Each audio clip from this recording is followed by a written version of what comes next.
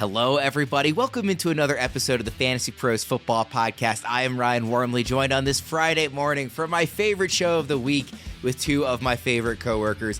It's Derek Brown. It's Pat Fitzmaurice. Guys, we are running through key questions for every matchup on the Week 7 slate, obviously not including Thursday Night Football because that already happened. There are 6 teams on bye this week. It is brutal. Fitz was talking about this last week, looking ahead to this week of how unfun this is going to be with all the teams on bye. I will run through those quickly.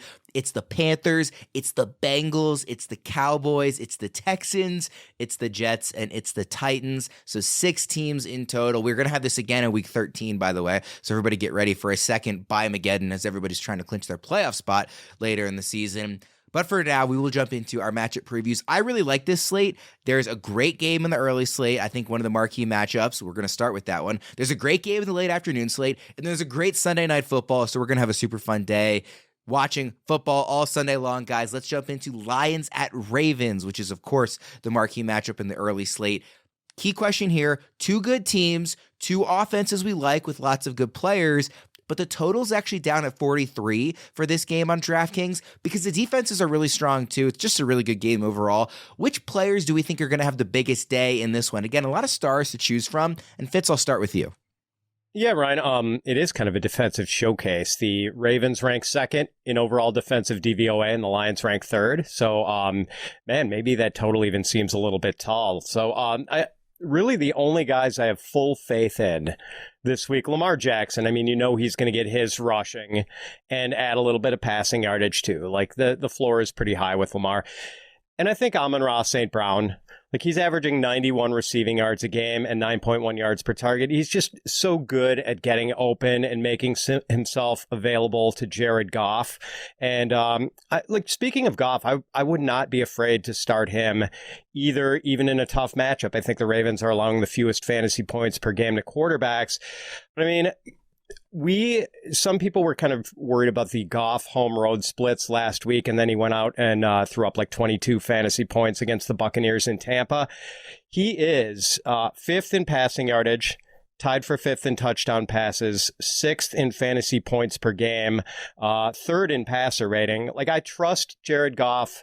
I trust his play caller, Ben Johnson. I'd start him in a 16 bye week. Like, he is a low-end quarterback one. D-Ro, is it those same 2 stars that you're trusting most in this one? And is there any hesitation, with David Montgomery out and maybe this running game severely limited, that Goff, a guy who likes to work off the play action, struggles a bit more than he has in recent weeks? I think there's enough data out there to show that you don't really need the threat of the running game to still operate in play action. Like, you could still get linebackers and safeties to bite and things of that nature. So I think that this offense, if anything, that could take Detroit to take their foot off the gas a little bit as far as the running game. But we saw that last week. I mean, Amon-Ra St. Brown got absolutely fed last week. That could happen again this week. I mean, if Craig Reynolds is dinged up, Jahmyr Gibbs isn't a full 100%. Bam Knight's on the IR. Like, who are they going to run out there and give carries to and not put the ball in Jared Goff's hands? And yeah, Fitz, like, you're absolutely right, man. Like, Goff is playing out of his mind. I keep writing this up in the primer every week. I'm like, if this dude had the touchdown variance and things like that, like, we'd be talking about him because he is playing, like, every efficiency metric you look at is top 5. So shout out to Jared Goff and keep it rolling, baby. I've got him as, Fitzy, where do you have him ranked? I've got him as QB 12 right now, but I think you could make a case for Goff starting at QB 9, QB 10. I think I'm at 11 with him. Okay. And like even the touchdowns haven't been bad. He's got 11 so far in 6 games. Like, that's not bad. Yep.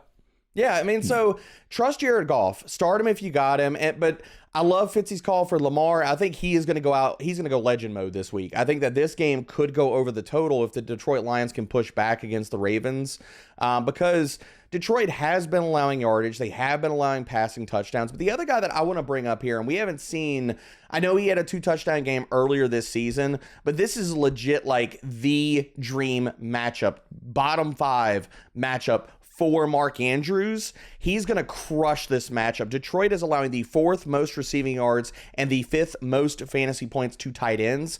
So I'd have to go pull it up. I don't think we haven't seen a 100-yard day out of Mark Andrews this season, right, boys? No, unless I'm just Okay, so I'm wildly going to forgetting call it something. then. He's going to get 100, and he's going to get a touchdown this week. Yeah, I'm pretty sure he hasn't even gotten close to St. He had an 80-yard game in that big one where he had two touchdowns against the Browns. Right? He hasn't topped 70 yards in any other game. He's gotten over 60 a couple times. He's going so for it's a not like he's doing nothing. Hundo and a tutty, baby. It's happening. Yeah, I think it's worth noting too that Lamar Jackson, like the Browns defense is this historically good unit, and Lamar kind of torched them. He was super efficient. He scored 4 touchdowns combined through the air and on the ground. So that was another tough matchup that he didn't really He's playing out of his mind too, and people don't really understand it because he's 23rd in passing touchdowns. If that was the case, people be talking about Lamar and what he's doing this year. He's top 5 in basically every efficiency metric you look at. I was going to say, he's the most obvious example I've seen in a while of, like, if you watch the games and you see what he's doing, you're blown away. And then you go look at, like, the basic counting stats, and you're like, really? That's all he has? He looks amazing.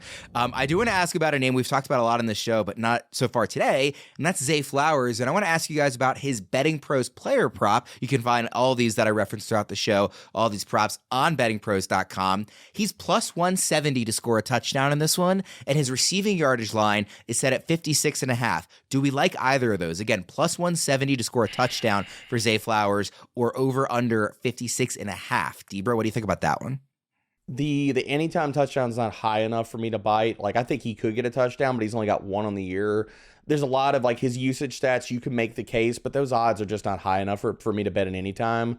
I would take the over under receiving yards just based off the volume. Like I said, like, Detroit has been allowing passing volume through the air. They're middle of the road, or maybe they're close to the top 12 off the top of my head as far as passing yardage. So I would take Zay Flowers, take the receiving yardage over. Fitz, how about you?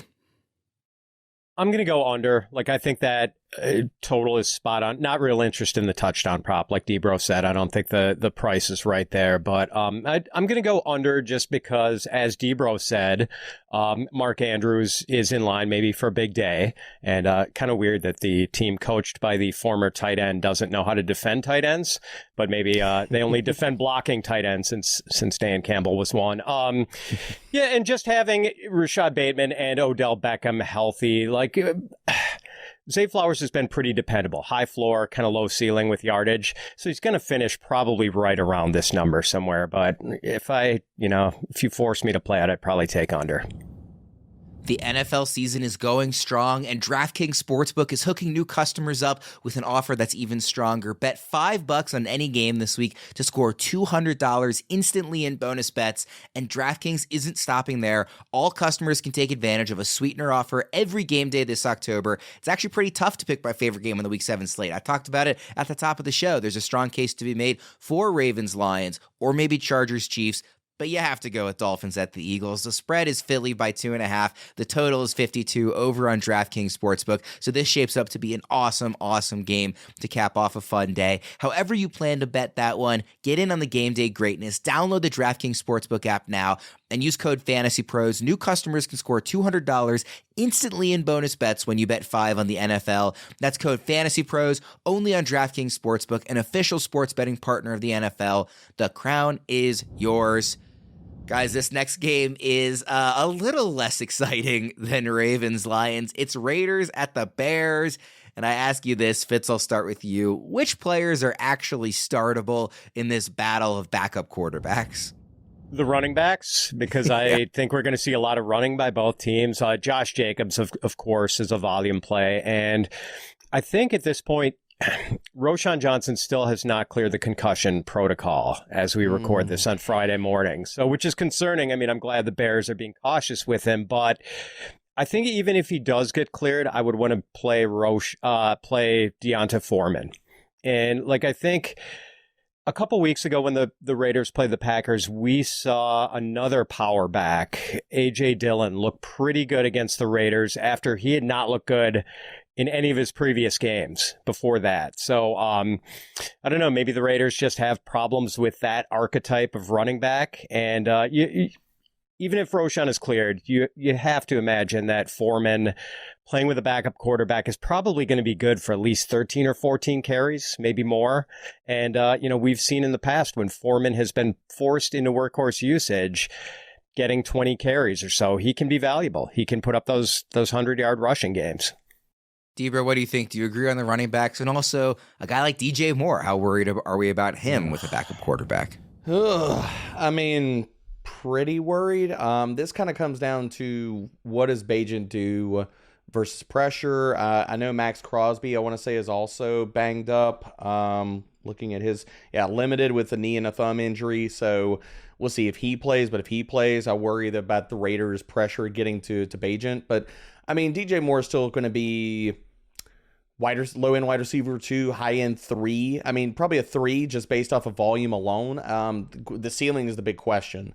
I don't think that the Raiders secondary is anything you have to worry about. It really comes down to, can Bagent get enough time in the pocket to get the ball to DJ Moore? So I love Pat's call on Deontay Foreman. I think he gets fed here because, Roschon, I don't think Roschon's going to play. He still hasn't even practiced. So the chances of him getting to not only practicing, but clearing concussion protocol this late in the week, probably not going to happen. So fire up Deontay Foreman. Pat, where would you have Deontay Foreman ranked in this week? Like, assuming he's going to get the work. He's split with Darrington Evans. I don't know what the game script's going to look like for this game. So, like, is it going to be neutral or the radio? He's RB28 in the expert consensus rankings. He's going to be top 15 for me if there's no Roschon. I agree with that. I think that top 15, top 20, because you get past the top. I mean, you get past Aaron Jones, Ramondre. Like, I could even make cases for him to be over them. So, I think top 15 is exactly right. The only other guy I want to bring up here is Michael Mayer, man. I talked about this on the waiver wire show. His usage has been amazing. Week 6, he got an 18% target share. He was at almost a 70% route run rate. And the other metrics have been amazing. And you look at Chicago, they're allowing the 7th most receiving yards and 8th most fantasy points to opposing tight ends. People might be shocked when they look at my ranks on FantasyPros, but I've got Michael Mayer as my tight end 9 this week because the usage is there. And I mean, do we think that Aiden O'Connell is not going to just check the ball down or throw it across, like, short passes for easy completions across the middle to Mayer? So fire him up, man. If you got him off the waiver wire, start him this week. I would have been surprised by that aggressive ranking if we hadn't talked about it on yesterday's show with Erickson, when I was very surprised and you had defended yourself there already. What do you have Mayer at, Fitz? Pretty, to be honest, like, he's around tight end 20. Like, maybe the backup quarterback leans a little more heavily on the tight end, but I'm also a little worried about the quality of the targets. So I just can't, I can't push him up there. I've still got him below the, the Taysom Hills, the Cole Kmets. I'm just not as generally enthusiastic about the arc of his season, but not enthusiastic this week with the backup quarterback. Fitz is more in line with consensus on that one. Let's go to game number 3, Browns at the Colts. My key question here, and this is going to be a key question anytime a middling team faces this Browns team, but can the Colts, or really any middling team, score enough on this elite Browns defense to actually help your fantasy team? Fitz, what do you think? I think maybe Michael Pittman can get enough targets to scratch out a decent number of fantasy points for you, and maybe Jonathan Taylor can break off a long run. Hasn't happened yet since he's gotten back, but Taylor's certainly capable of it. Boy, other than that, it's pretty bleak. I don't really want to play Josh Downs this week. I don't think there's a very high ceiling. Debro can give me a counter argument on that. But I'm just I'm not excited about Minshew this week against this defense. Like, the Browns are really tough, man. Number 1 overall defense in DVOA. They've got studs at every level of the defense, up front, linebackers, back end. They can cover, get after the passer, stop the run. Like, this is a skull and crossbones matchup.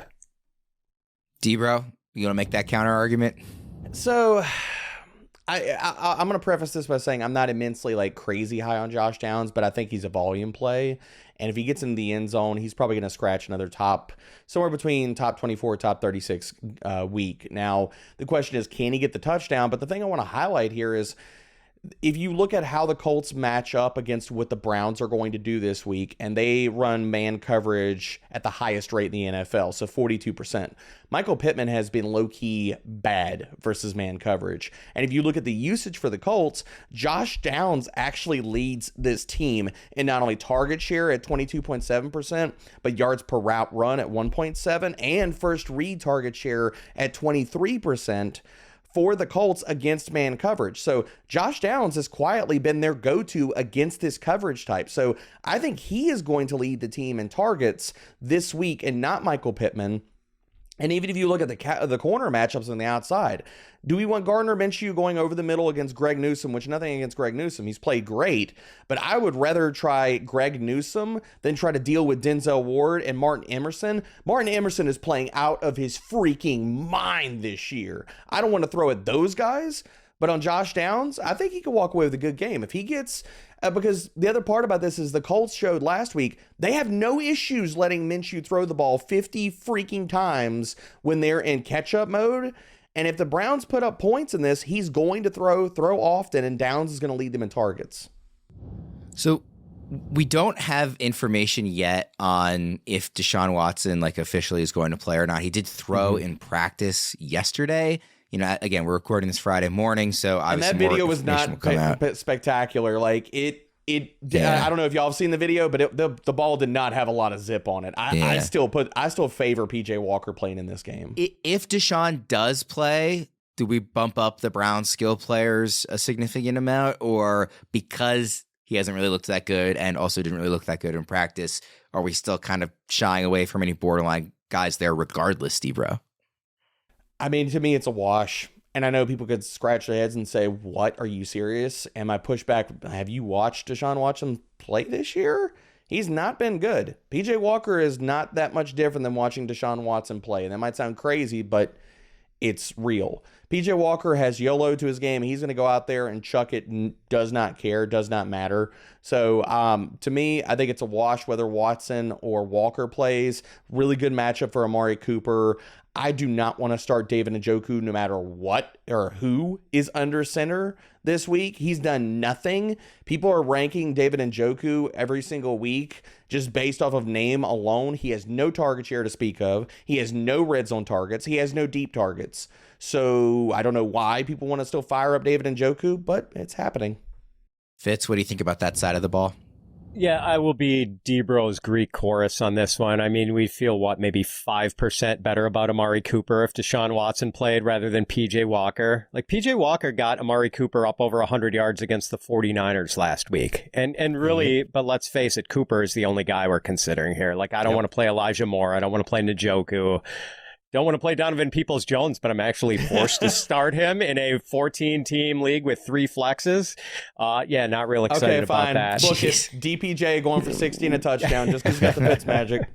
This is a great opportunity to talk about this year's fantasy over-under challenge presented by Betting Pros. Each week, the guys will be making over-under picks for 10 different players for how many fantasy points we expect them to score. Submit your picks at fantasypros.com/challenge to play along with the guys so you don't miss out on the chance to win awesome prizes. One of this week's players is Amari Cooper. His line is set at 11.5 fantasy points against the Colts. Again, we don't know the quarterback yet for sure, but do we think he goes over or under 11.5 fantasy points against Indy? Fitz? Man, as soft as the Colts cornerbacks are, I'm still going under here. I think he needs unlike last week, I think he's probably going to need a touchdown to get there. I don't know if we see quite the same volume from Amari Cooper, and I'm going to go under. It's really close. I don't think Debro agrees. Fitzy! You can't be the Undertaker here, man. Come on, baby. Cooper just went for a hundo versus the 49ers. What's he going to do to this secondary? Come on, man. Tell me this. Where do you have Cooper ranked this week? I think because 8. Here's the thing. If he can't get 11.5 fantasy points, do we need to drop his rank? I've got him wide receiver 18. Okay. I mean, that's about where I'm living at. I think he's got the over. Also there's 6 teams on bye, so some of these rankings might sound a little higher than and that's fair. That's normal. Fair. I mean, I think even if we had a full slate of teams, I would be ranking, and that's one of the context I want to put on. Even if we had a full slate of teams, no buys, I would be ranking Amari Cooper as a top 20 wide receiver this week. PJ Walker showed it last week versus the 49ers. He does not care. They are going to throw the ball. He is going to feed Amari Cooper, and versus a secondary where, I mean, if anything, they've been good versus the slot. They have not been good. The perimeter corners are not playing good. Juju Brents is not playing good. Jalen Jones is not playing good. Amari Cooper is going to get the ball, and I'll throw this wrench into it too. I think that he can get over this number and not have to get into the end zone. Okay. Debro, of course, handles the primer every single week, but I also want to mention that with our My Primer tool, you can get a personalized view of the primer, tailor-made for your specific fantasy team. All you have to do is head to fantasypros.com/myplaybook and quickly sync your team for our in-depth advice on all of your players, on all of your teams. Let's go to game number 4 on the slate here. Bills at the Patriots. Key question, is this the game that Ramondre Stevenson finally busts out in a major way, given the matchup? Debro? I hope so. I hope so. I mean, the matchup is there. It's screaming at us. Saquon Barkley had a very good game against this same run defense. And if Mondre can't do it here, I don't know when he's going to do it. The panic bells are sounding. The whistles are going off. But the matchup is absolutely there, guys. The Bills' run defense has been terrible. I think we kind of joked about this earlier in the week. This should be the game where, the hoodie walks in there and says, all right, we're running the ball 50 times. Mac Jones, you sit down, sir. You're throwing the ball 5 times today. Does not matter. Because you have a Bills run defense, 3rd worst explosive run rate, the highest yards after contact per attempt in the NFL given up to opposing rushing attacks, and 5.0 yards per carry to gap runs, which are 60% of Mondre's carries. So fire up Mondre. I mean, I've got him as a top 20 back this week. I don't feel great about it, but the matchup screams that that's what we need to be ranking him. Fitz, same question, and also betting pros player prop here. Ramondre Stevenson plus 260 to score a touchdown in this one. So does he get in the end zone? Plus 260. That is a little tempting. I don't mind that price. Like I'd be willing to consider that one. I wish maybe it was higher, but I still yeah, maybe a half unit on that one. Yeah, I mean, like, I'm not wildly excited about his outlook, even though the matchup does seem pretty good. Like, the Patriots running game ranks 23rd in DVOA, and PFF has the Patriots run blocking graded 24th this year. So they are just not clicking in the running game, and I wonder if they are positioned to be able to exploit a good matchup. I don't really think there's much else to talk about in this matchup besides Ramondre. Everybody else is kind of obvious what you're doing with. So let's move on to Commanders at Giants. We got lots of Sam Howell questions this week on Twitter. Where are we ranking him in this one, and where should he be ranked among quarterbacks rest of season? Again, that's Sam Howell. Fitz, I'll start with you this time. Oh, I've got him QB 12 this week due to the 16 bye. I've got him QB 18 this season. I know Debro is not a Sam Howell believer. I remain a Sam Howell agnostic, but admittedly am a little skeptical about his ability to remain a multi-year starter. You cannot take as many sacks as Sam Howell is taking. He's been sacked 34 times in 6 games. That's almost 6 sacks a game. Like, sacks short circuit possessions. Like, you just can't they're like worth half a turnover, I feel like. So, man, you just can't take that many sacks and expect to be a starter for very long in the NFL. Debro, what do you make of Howell, not just this week, but moving forward as well? I think if you have him in Dynasty, get rid of him. I do not think that he is going to be the starting quarterback for this team next year. I think Riverboat Ron is gone. I think they gut the coaching staff. I think the new ownership that comes in is going to hire their guy and probably draft a quarterback. So it just feels like another one of these guys, like Sam Howell is the new Gardner Minshew. He's the new Flavor du jour. He's the new Davis Mills. He's the new guy that's a bridge quarterback, but the bridge is burning. So I've got Sam Howell. I think Fitz has hit the nail on the head here. I think that this week, with looking at buys, he is a borderline QB1. I've got him at QB 13, so we're hand-holding basically. Rest of season, I've got Sam Howell at QB 18. I just think he's in a long list of laundry guys where it's like you consider streaming him depending on the matchup or weeks like this where there's buys, and he's probably, because of the volume. The volume's been great. But the other parts or pieces that we wanted of Sam Howell, i.e. good quarterback play, and where's the rushing we were promised in the offseason? Like, where is that?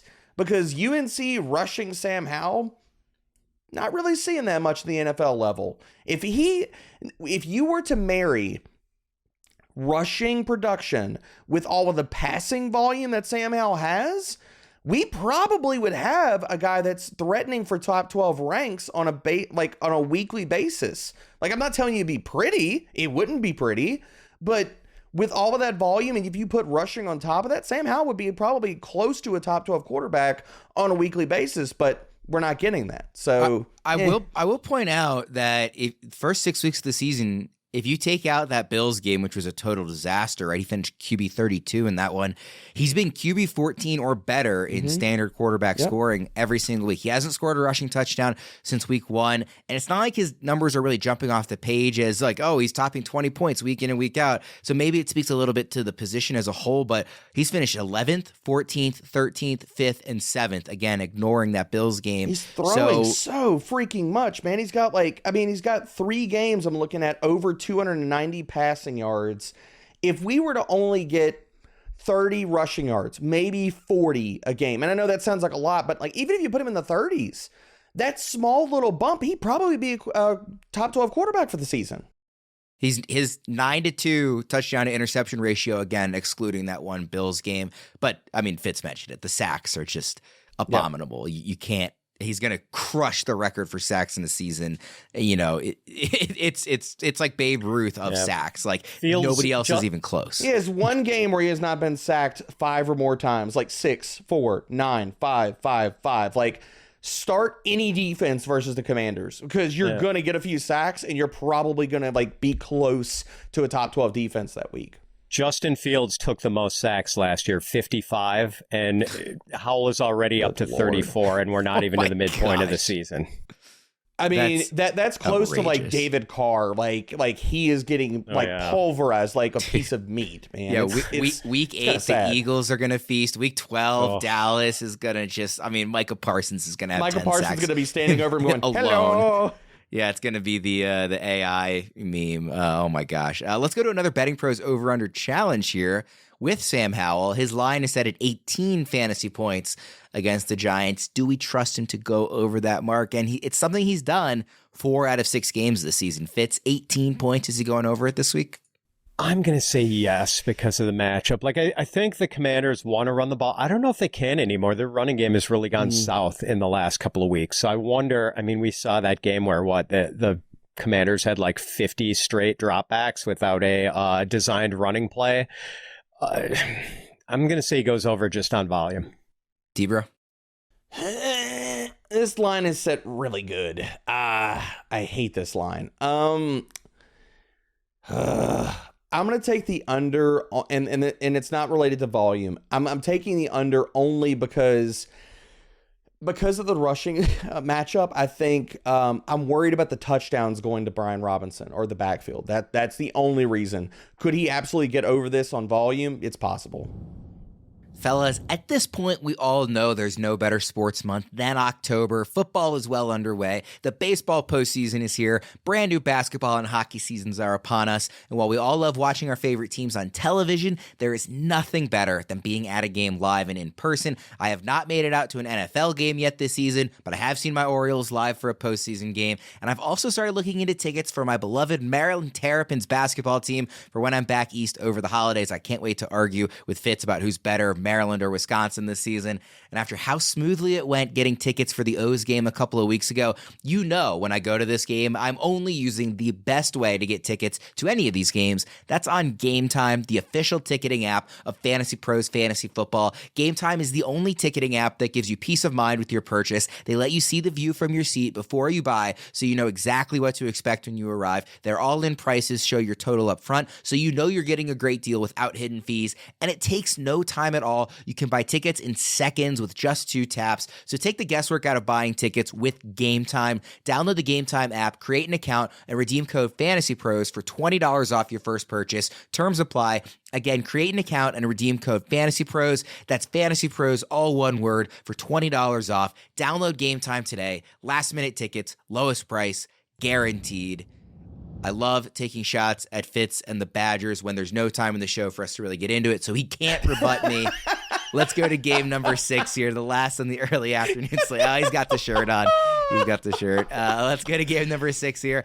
Falcons at Buccaneers. Key question here. Who do we trust more in the Falcons passing game relative to their position? Drake London or Kyle Pitts? Fitz, I will allow you to go first here. Drake London. I do not understand the low expert consensus ranking for London. And his ECR, it's like been chronically low ever since he was shut out against the Panthers in week 1. I think people are terrified by that and by the Arthur Smith play calling, which I can at least understand. But ever since London was shut out, from week 2 on, he has averaged 8.4 targets, 5.2 receptions, and 65.8 receiving yards a game. Drake London has been the wide receiver 19 in fantasy points per game since week 2. So the matchup this week, not bad at all. Going up against the Buccaneers, who have given up the 8th most fantasy points to wide receivers. I feel a little bit more confident about him than I do about Kyle Pitts, who, still trails Jonnu Smith in targets and receptions. Debra? Fitz, where you got London ranked at this week? I've got him at wide receiver 20. 20 also. All right. Love it, man. I'm just going to sing the same praises. It's London. And it not only the volume, but Kyle Pitts is not a full-time player in this offense, man. He's playing 53 to 55% of the snaps. He's basically been a part-time slot wide receiver. So, it's not me hating on Kyle Pitts, but I can't trust him over Drake London. Drake London doesn't leave the field, and been saying this before, and I'll say it again. Drake London's a better player than Kyle Pitts. I mean, he just is. He's an alpha wide receiver. If he even got middle of the road quarterback play in Atlanta, Drake London would be, or he will be, when they get middle of the road quarterback play, just replacement level. Give me replacement level quarterback play for the Falcons. Drake London will catch 100 balls. He is that freaking good. His all 22 is filthy. He's open constantly. So get the man a quarterback, throw him the dang ball, and watch magic happen. I will point out Kyle Pitts, back-to-back weeks with 12 fantasy points and half PPR, back-to-back top 9 finishes at the position. It's not a very good position. He wasn't like, some insane, crazy breakout game, but maybe some signs of life there as well. But I would be inclined to agree with you guys on Drake London just looking that much better. I like Pitts this week. I mean, I'm not trying to shade Pitts. I like Pitts. The matchup is really good for Pitts. Like, you take the Tampa slot corner, dude, Pitts has like 8 inches of height and 40-something freaking pounds on this dude. So just size alone, he should win that matchup. So I like Pitts. I want to throw that out there this week. I do have a second question in this game, and we don't really talk about the Bucs that much on this show. So I do just want to ask, did the clock strike midnight on Baker Mayfield last week, or was he just struggling because of a tough matchup, Fitz? Oh, I mean, I hope no one was ever deluding themselves into thinking Baker Mayfield was some sort of long-term answer at quarterback for the Buccaneers or for your fantasy team. Just based on a handful of decent games to open the season, Baker is straddling that line between starter you don't feel good about or backup you feel great about. And we kind of saw that last year. He was a train wreck as the starter for the Panthers. Then the Rams, desperate for quarterback help, bring him in, and we're pretty pleased with what Baker Mayfield gave them at the end of the season and helping them get across the finish line. So, I think Baker is going to be one of those guys who's just like a stopgap starter for the rest of his career or a really good backup. He's in the middle of a stretch, too, coming out of his bye. Detroit, Atlanta, at Buffalo, at Houston, home against Tennessee, then at San Francisco. There's a lot of tough matchups for a quarterback in that stretch that he's now currently in the middle of. Let's go to the late afternoon slate here, and we'll start off with Steelers at Rams. And this is kind of an obvious one. It's maybe the question of the week across fantasy. How are we approaching the Rams' backfield without Kyren Williams? Debra, I'll start with you. I don't freaking know what to do with him. And I wrote this up at the primer. I was like, look, I'm sorry if you came to this looking for blurbs on Zach Evans and Darrell Henderson and things like that. I'm monitoring beat writer reports. I'm going to dive into that Friday and later today and hopefully have all that updated by Friday night. But like, it's a freaking mess, man. It comes down to, you don't feel good about starting any of these guys. I mean, literally, I think the best answer for which Rams running back is just invest more in their passing game, because that's probably what happens here. For everybody worried about which Rams running back to start, it's like maybe you probably should consider Tutu Atwell a little bit more in your flex than, okay, do I chase Zach Evans this week? Because we see this out of NFL offenses all the time. You lose players, you lose skill players, and what happens to the offense? They either lean on the other skill players more heavily, or they consolidate, and the targets or the work goes to the skill players that are still left there that are, have been playing good all year. And so with Puka Nacua fully healthy, not even on the injury report anymore, Cooper Kupp is back, Stafford just could air the freaking ball out and the Rams could run 20 times and it gets split up 3 different ways. And we could look at this and say, this is very Cardinals-esque, where we think we know the guy and then we walk out of the week and we're like, the answer was just no one. Yeah, Fitz, I want to highlight the staff rankings on Zach Evans, because I think he's the at least biggest name of the people that, folks might be considering playing in this backfield. Erickson is way higher than consensus. He has him up at RB17. Debro is way lower than consensus. He has him down at RB38. You're more in line with consensus. I believe consensus is RB26, and Fitz, you're at 29, Joe's at 28. So you guys are kind of closer to what the industry is thinking. So whether it's Zach Evans or another name in this backfield, how are you approaching the Rams this week? Yeah, so I guess my porridge is just right, is what you're saying, between, Baby Bear and Papa Bear. I have him RB29. I'm actually starting him in a couple leagues, but man, I don't feel great about it, even though the Pittsburgh run defense has not been good. Very good chance Royce Freeman owns the passing downs. We kind of forget this, but back in 2019, Royce Freeman actually had a 43 catch season for the Broncos. We don't know if either Myles Gaskin or Darrell Henderson will be active for the Rams. I agree with Debro. I think the answer is just invest more in the Rams passers. Stafford's averaging 37.3 pass attempts per game. And that was kind of dragged down last week when he threw 24 against the Cardinals, when they just let Kyron Williams salt away the game late in the second half.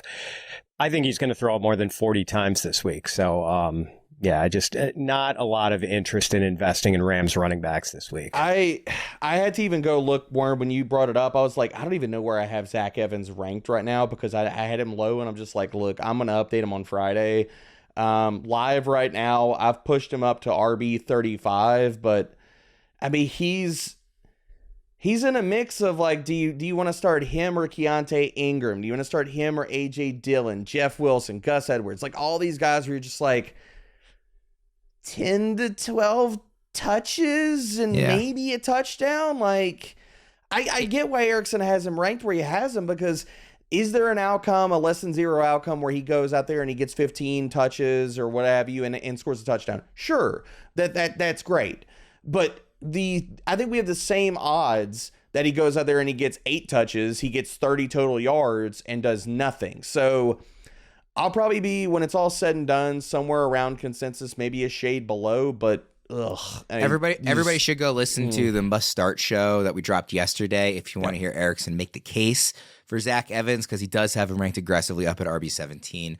Like I mentioned, I do want to also ask in this one, looks like we're getting back Deontay Johnson. Are we trusting him in his first game back from the extended absence? He hasn't played since week 1, of course. Fitz, what do you think?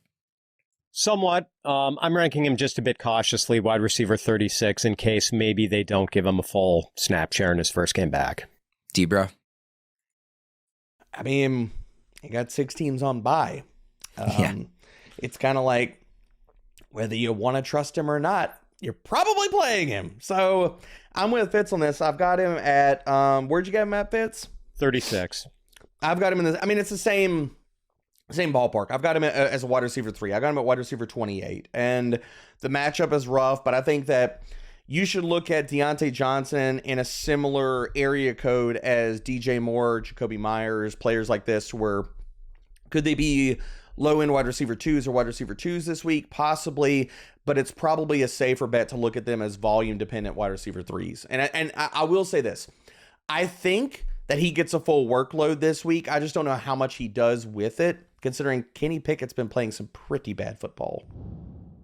Okay, football season is finally here, and there's one thing every fan should know. You can get anything you need for game day delivered with Uber Eats. Well, almost almost anything, because no, you can't get a new running back for your team delivered with Uber Eats, but flapjacks, baby back ribs, and cold six-packs, yeah, you can definitely get those. Great pass protection, that's a no. Great pizza selection from your favorite places, that's a yes. Championship defense, nope. Deodorant, yep.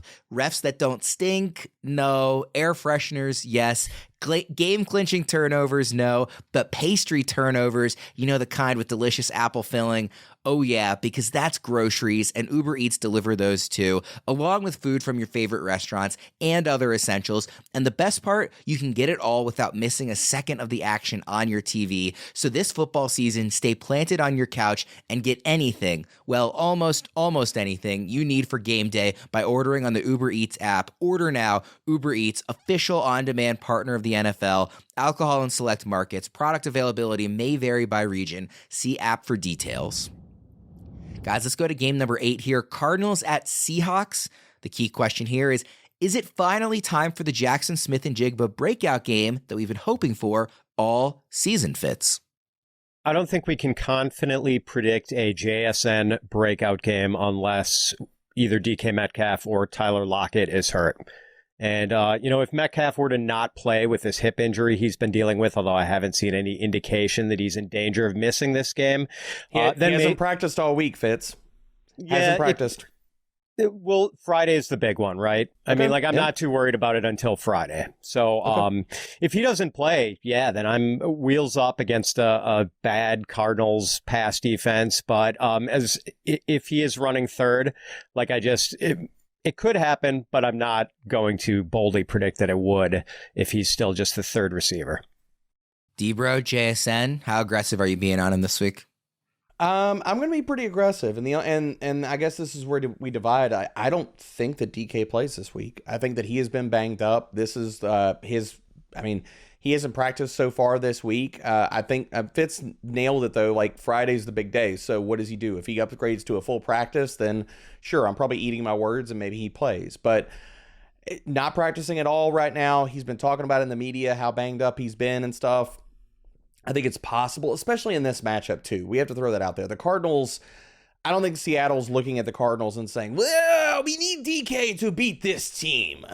Looking at their defense, I mean, it could be a lot of Tyler Lockett. They're going to feed Kenneth Walker. Zach Charbonnet's banged up, so it's Kenneth Walker day all the way through, baby. So I think the JSN breakout could happen this week because if you look at the Cardinals, they can't stop anybody. Their zone coverage is soft, it's porous, it's Swiss cheese. They're allowing the 11th most receiving yards to opposing slot wide receivers. And if you look at the splits for JSN in the slot versus out wide, he's got over 2.0 yards per route run. So he can play outside. If DK is out, he's going to play probably 50-50. He's going to play 50% on the outside, 50 in the slot, and they probably just throw somebody out there just to run routes whenever he goes into the slot. So I think this could be the breakout week because I'm projecting that DK Metcalf is probably out. We do have a poll up on Spotify, so everybody should go check that out and vote in that if they'd like to. Who would you start among these 4 flex options this week? The options are JSN against Arizona, A.J. Dillon against Denver, Zach Evans against Pittsburgh, or Cole Kmet against Vegas. So Fitz, of those 4, JSN, Dillon, Evans, and Kmet, who would you start? I've actually got Dillon ranked highest. Like, the Packers are notoriously conservative for being cautious with injured players. So even though Aaron Jones is probably going to be back this week, I don't expect a full workload from him. And A.J. Dillon gets carries even when Jones is totally healthy. We know how bad this Denver run defense is. So I've got Dillon as a running back 24 this week. Debra, who's your favorite of those 4? Again, it's JSN, Dillon, Evans, and Kmet. Because of how I'm projecting DK right now, I think that, and you're shooting for ceiling to kind of win your week, considering how many teams are on bye and who you're playing and stuff, you might need that ceiling outcome. So for me, it's going to be JSN. Although if DK does play, I will say this, and I'll give a caveat. If DK plays, I'll side with Fitz. I'll go Dillon here. The results of the poll, Zach Evans actually getting the most votes, 43%, followed by JSN at 26%, followed by AJ Russian roulette, man. No. Followed by AJ Dillon at 17%, and then Cole Kmet is bringing up the rear with 12%. But yeah, Zach Evans winning that poll by a lot, actually. That's like the shiny new toy that somebody handed you, and you go to take it out of the package. You're like, it's already broken. What is this? I do have a player prop here from Betting Pros. Geno Smith over under 253.5 passing yards, 1.5 passing touchdowns. We are ranking him pretty aggressively this week. I think everybody has him in the top 9. So do we think he passes those numbers? Again, that's 253.5 passing yards, 1.5 passing touchdowns. Debro? Yeah, give me the over for both of those. Fitz? Same. I think that's the right percentage play. Chef Gino's going to cook this week, baby. Let's go. All right, let's go to Packers at Broncos. We talked a little bit about A.J. Dillon already. My key question is, does it matter that the Broncos defense held the Chiefs to under 20 points last week, or do we think this is still a no-doubt absolute smash spot for the entire Packers offense? Fitz, I'll start with you since you already started on Dillon. Yeah, I don't have full confidence in the Green Bay passing game just yet, although I'm not completely skeptical either. So, jury out there, I do think the Jones-Dillon combination is going to do their fantasy managers proud this weekend. Debra? I think we need to get closed caption like cameras inside of the Fitzmaurice house for this weekend because I think Pat's going to be running naked through the streets. I think Jordan Love, I think the Packers are going to have a really good game. And this really comes down to Jordan Love has wilted. He has fallen apart. He has not been good when he's been pressured. Well, probably not a problem this week. Denver ranks 30th in pressure rate. So Jordan Love should get clean pockets. Fire up all your Packers, man. There's going to be a lot of touchdowns scored by Green Bay in this game, so you got to like Love. He's going to be a top 12 quarterback this week. Watson, Dubs, like the cornerbacks have not been playing good. You got Jones, you got Dillon. Fire them all up, man. Oh, and look at that. A dream matchup for Luke Musgrave. He's going to be a top 12 tight end. So I think there's going to be a lot of touchdowns scored in this game for Green Bay. We can parse through where those possibly go, but ranking Packers aggressively, I think, is a smart way to go this week. Did I mishear you, or did you say that because you think Pat is going to be running around naked, you want a camera feed of that? I'm not saying that we don't have to censor it and blur some things out. I'm just to me that's when I'm turning the cameras off. I think Packer fans need to know how excited Mr. Fitzmaurice is. Okay, like I'm not saying he needs to go sign up for an OnlyFans account. I'm throwing it out there. An Only Fitz account. I was excited about the Raiders matchup 2 weeks ago, and that didn't really work out. So yeah, that's true. We'll see. Okay, so fine. Never mind. Pat's running around with his clothes on. Yeah, we'll all be thankful for that. Let's also hit one last player in the Betting Pros over challenge. It's Debro's boy Christian Watson. His line is set at exactly 10 fantasy points against this woeful Broncos defense. Over, under. I almost don't even need to ask Debro because I know he's going over. You don't have to ask me. And come on, you know my answer, boy. Fitz, I'll ask you then. Over, under 10 fantasy points for Christian Watson this week. I'll go over too. I mean, his average depth of target is almost 20 yards so far. I know it's a small sample size, 2 games, but yeah, they're looking to hit him on the big play, and I think he'll get at least 1 or 2 big plays against the Broncos. Let's go to what I think is the marquee game of the late afternoon slate. Not that I'm really going out on a limb there. And that's Chargers at the Chiefs. It's usually a lot of fun when these two teams square off in the Justin Herbert, Patrick Mahomes era. But Justin Herbert is coming off of his worst game of the season. He's on short rest too. He now faces a good Chiefs defense that's been resting since last Thursday with the mini bye. Any cause for concern with Herbert and the Chargers offense, Fitz? I mean, he hasn't been very sharp in his last 2 games. I thought Herbert would be better against the Raiders 2 weeks ago. I guess I'm not totally surprised by any starting quarterback laying an egg against the Dallas defense, which is, just undeniably good. But no real concerns for this week. I like that we're looking at a potential shootout. The Vegas total is 48. I mean, that's not quite the OK corral, but we could get a shootout between 2 pretty good offenses here. Debra? I think that I would be hitting the under. I already have. I just think this game is going to have much more of Kansas City ruling the day with their defense because that's what they've done all year, man. Like their defense is playing out of its mind. And I'm not telling people not to start Justin Herbert, but pump the brakes a little bit. Do I see a top 3, a top 5 week coming? I don't. Now, he's finished as QB9 in each of his last 2 meetings against this defense. So passing volume, having to try to push back against Patrick Mahomes and stuff, I think he is going to be a top 10 quarterback this week. I just don't know if it's going to be very pretty because Kansas City's pass defense and L'Jarius Sneed have been incredible this season so far. By the way, just because I often don't get, these old people movie references, I did get the OK Corral reference. I have seen Tombstone. It's a great movie. These old people movie references. Oh my. Well, you were upset that I didn't know what Pee Wee Herman sounded like. Pee Wee Herman was. I knew who he was. I didn't know what he sounded. I didn't know what his voice sounded like. Have you seen Tombstone? Yes, I've seen Tombstone. Oh, you have? Okay. Yeah, I went to Glenwood Springs a few years back for a buddy's bachelor party, and we went to Doc Holliday's, like, the site of his grave, and we left, you leave like a bullet and then like a shot glass full of whiskey on the grave. It was cool. I've seen the movie. I've got Val Kilmer as Doc Holliday up here on my shelf. That is one of the best character actor performances ever. I was like, if you have not seen this, Worm, I might have to walk off the show right now. I don't even know what to tell you. I have not seen like Wyatt Earp or some of the other like interpretations. No, those are seen Tombstone. You don't see those. Yeah, that's fine. Okay, let's go to probably the marquee game on the entire slate. Like I said earlier, Dolphins at Eagles. Such a fun matchup. Should have tons of fireworks. So instead of a question, I'm going to lay down a challenge to you guys. Pick one fantasy starter in this game and make the case against them this week. Not to sit them, but to at least temper expectations. Fitz, you can go first. Raheem Mostert. The Eagles are giving up 49.2 rushing yards per game to opposing running backs and just 3.1 yards per carry to opposing running backs. They're second in DVOA against the run. This has been an impregnable run defense, so I'll say Mostert is maybe the one guy who does not go over in this game. D-Bro, is Mostert also your pick, or do you have someone else in mind? We didn't compare cars before this, so I was waiting with bated breath to hope that Pat wasn't going to pick my dude here. I'm gonna tell people to pump the brakes on Jalen Waddle, and while I think that Miami is going to have to, I agree with Pat. They are going to have to attack via the pass. I think it's going to be another just monster game from Tyreek Hill.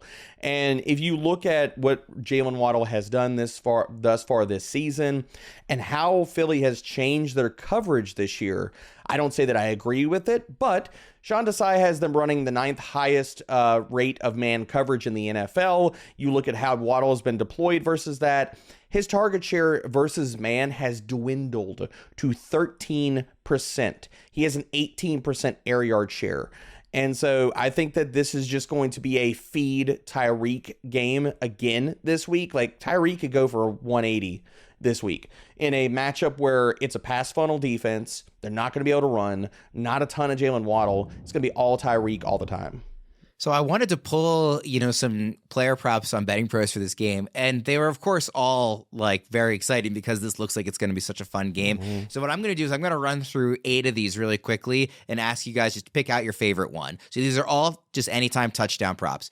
Mostert minus 160, Waddle plus 140, Tyreek minus 130, Devontae plus 200, Hurts minus 130, Goddard plus 200, AJ Brown even odds, DeAndre Swift minus 115. Again, Mostert minus 160, Waddle plus 140, Hill minus 130, Smith plus 200, Hurts minus 130, Goddard plus 200, AJ Brown even, DeAndre Swift minus 115. Obviously, I don't expect you guys to remember all of those, but which of those stood out as your favorite among that group? Fitz? I'll take a Hurts tush push for minus 130, please. You can have it. D-Bro, what about you? I love that he phrased that like Jeopardy style. Yeah. You know what? The one that stands out to me is I'll take the Goddard at plus 200. The Miami matchup for tight ends has been fantastic. 10th most receiving yards, 4th most fantasy points to opposing tight ends. The Goddard one at the longest odds makes the most sense to me. All right, let's go to Monday Night Football, 49ers at the Vikings to wrap up the slate here. Key question, how worried are we about the Vikings offense now that we've seen them struggle a bit in that first week without Justin Jefferson? D-Bro, you can go first here. Very. We talked about it. Kirk Cousins lost his binky. He didn't know what to do. He doesn't have anybody to go to Kohl's with him.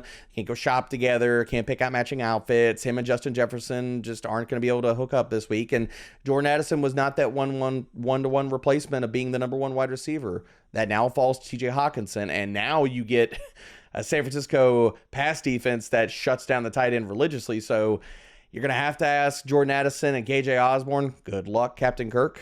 I wish you will, to step up against the 49ers. I don't think they're going to do that. Kirk Cousins had 5.8 yards per attempt last week versus the Bears. What's he going to do? What's he going to do versus the 49ers this week? No. It's versus all an angry 49ers team coming off a loss.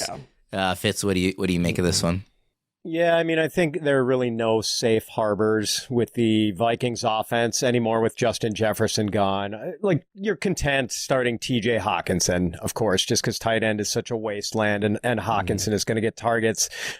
Madison is strictly a volume play. Don't love the volume play in a tough matchup. But, like, that's it. I mean, I think that's it for comfortable plays. Like, you can start Cousins, Addison, Osborne any given week, but I don't think you're necessarily expecting that you're going to be happy about it afterwards. So I do want to quickly ask on the 49ers side of things. Obviously, it kind of seems, on the surface level as a full steam ahead bounce back spot. Again, they're going to come out angry after that loss. It's a defense they can take advantage of. But there are injury questions here. And since this game is being played on Monday night, so people will, fantasy managers will have to make their decisions by Sunday in most of these cases. I wanted to at least ask you guys, what do you expect to happen with some of these injured big names for the Niners? And how are you approaching these guys that are questionable as we sit here on a Friday morning? Fitz? So I heard Debo tell, I think it was Kay Adams, that he's going to be okay. So I'm not sure if we're worried about him. McCaffrey, look, I think in most cases he is worth waiting for if there is any ray of optimism whatsoever that he is going to play by the time we have to lock in our lineups at 1 p.m. Eastern on Sunday. Like, we're going to be watching the Adam Schefter Twitter feed, the Ian Rappaport Twitter feed to see like what the tea leaves are for McCaffrey. But if there's any chance, I think you're probably waiting for it just because of the potential rewards. Debra, quickly, what are you doing on that? I'm a little bit more pessimistic on Debo because in that same interview, he talked about how sore he was, things like that. I do think that he plays because that man's a freaking warrior. I'm more worried about Christian McCaffrey. So if you're able to position it, if you do not have anybody else to play for that Monday night matchup, I would say throw CMC into your flex. If somehow he is, and you didn't get Jordan Mason, you didn't get Elijah Mitchell on waivers, toss him into your flex. And this is the absolute desperation of desperations, but the player has a heartbeat. He can score fantasy points. We know they're going to have to throw because I don't think they're going to have to be able to run the ball. Brandon Powell would be that absolute desperation, dear Lord, I need 3 points to win a matchup type of like, okay, CMC is out. Good Lord, what do I do? Every 49er and Viking is picked up. He's a name to consider if you are in kind of desperation mode when it comes to Monday night and if he gets ruled out. So a name I want to drop here. I think CMC is the one that I'm most concerned about missing this game, though. We'll wrap things up there. Thank you for another fun Friday show, as always. And thank you, everybody, for tuning in. Please be sure to go check out DraftKings Sportsbook and Game Time and all the other fun stuff we mentioned throughout the show. For Debro and Fitz, I'm Ryan Wormeli. Thanks for watching, and we'll see you again next time.